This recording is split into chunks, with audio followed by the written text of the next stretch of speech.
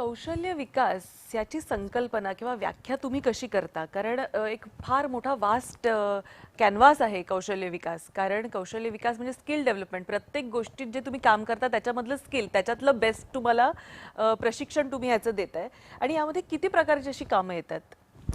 मी कौशल्य विकास म्हणजे थोडक्यात सांगायचे असेल तर आपल्याकडे एक वाहन चालक आहे.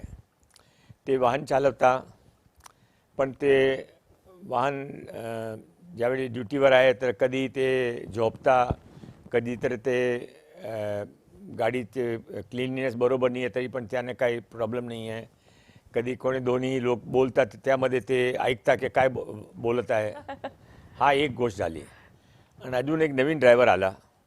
आपण ते फार चांगली रीतीने आपला ड्रेसअप करतो, चांगली रीतीने फाटक ओपन करतो, आपला गाडी चांगली रीतीने चालवतो, आपल्या ड्युटीवर काम करतो, थोडं बहुत ते ते जे जे भाषा अपेक्षित आहे तिथे ते भाषा पण बोलतो.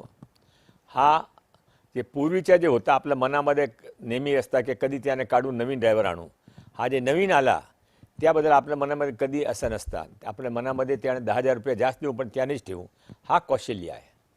दोन्ही गाडी चालवता, पण गाडीमध्ये चांगली रीतीने गाडी चालवता हे कौशल्य आहे. हे जे फरक आहे ते कौशल्य विकास करण्याचं काम आमच्या विभागाच्या माननीय मुख्यमंत्री, माननीय प्रधानमंत्रीजीने दिले.